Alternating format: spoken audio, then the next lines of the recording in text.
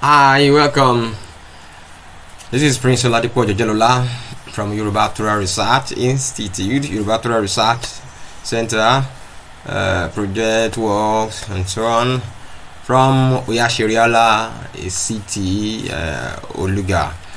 Now, I bring greetings to you in the name of Oyoiwa, the creator of existence and the sustainer of all things.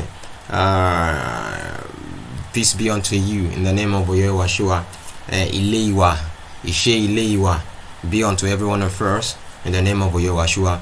Now, in this topic, we're looking at pictography of the ancient Hebrew letters. Well, this is a class. This is a class on pictography of the ancient Hebrew letters. So we'll be looking at the I've done a written work on that. I've done some videos, but this is going to be a proper video class. So we're having a proper video class on pictography of the ancient Hebrew letters. So what is the meaning of letters? We know letters are representation of sounds as agreed upon by a community group of people. So that is what we call letters. So the letters, and then speaking the same language, even sometimes it could be different languages, but they agree on some particular image or signs to represent a particular sound. So when they agree and they continue using it, so those are letters. And then Hebrew, those are the Abaori people, the ancient Abaori people. So we are talking about their letters, which actually is different from what the modern Hebrew that are being used in Israel today. That one was just formed some 200 plus years ago, and so they form it from Hausa and some African languages, so which are very wrong, and because the correct ancient Hebrew language is still being spoken in West Africa today, which is the Yoruba language, which is being used by the Yoruba language. And the word Yoruba itself, it's actually an ancient Hebrew word for the one they call Jeroboam, which is a Yeroboam. That is Yeroboam. So that is Yoruba. So that is the name. What they call Jeroboam in the Bible is actually Yoruba. That is it brought distortion onto the people of Israel. So Yoruba. So that is the name that has been given to Oyo Empire, because if you have written my story about the West Africa, how it started when they came from Yemen, and how they established, and how Oyo City, Oyo City and its leaders, and they rebel and they scatter the whole kingdom.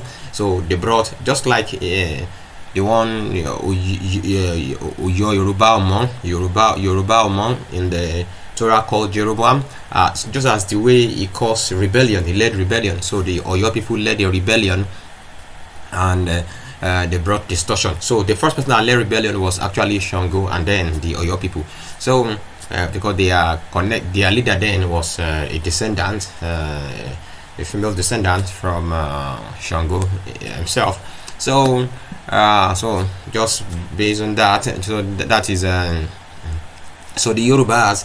So what we call the Yorubas today is actually the ancient Hebrew people who came to West Africa, and they are still using their language today. So we want to see. We want to look properly the pictography of the ancient Hebrew language. This is not an argument here. If you want to know why Yoruba is the ancient Hebrew language, you can pick any of those of our previous videos, write-ups, and go to Amazon. You can get our books on Amazon and read, and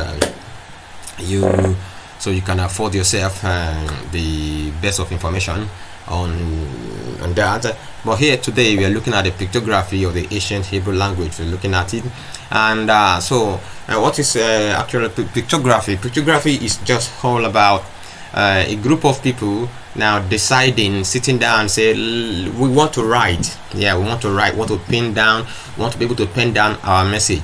So, and this what we have to do is let's have whatsoever we have. These are the way we speak. So these are our sound. So first thing is to isolate each of their sounds. They isolate all the sounds, various sounds in their communication.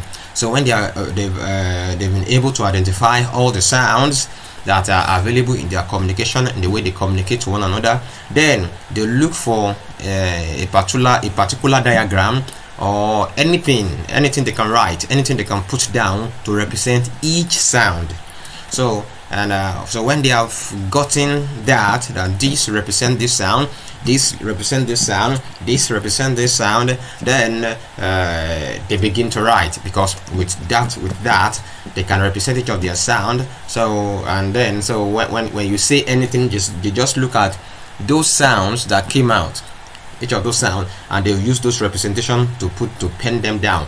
And that is the way the system of writing actually started. So now, so here what we are doing is we are going back in time to see how they sat down and how they put up their the language. Now, for example, we have the English one. They have A for apple, B for ball, C for cat.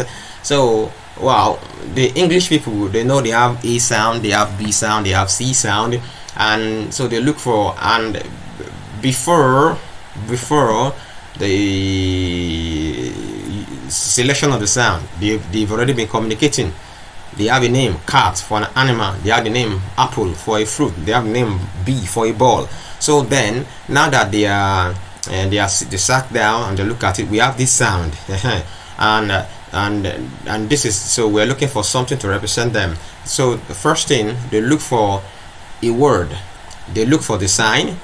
After getting the sign, but for the pictography, that is for learning, for easy learning, for children to learn, for those that want to learn, they also use letters. They use name that are very common in their communication. That is very common to every one of them. That everyone will usually know. So they use it to represent. They use it in the pictography. For example, A for apple. So apple is a fruit among the white people, which is everyone in England knows an apple, know what apple is. So they use A for apple.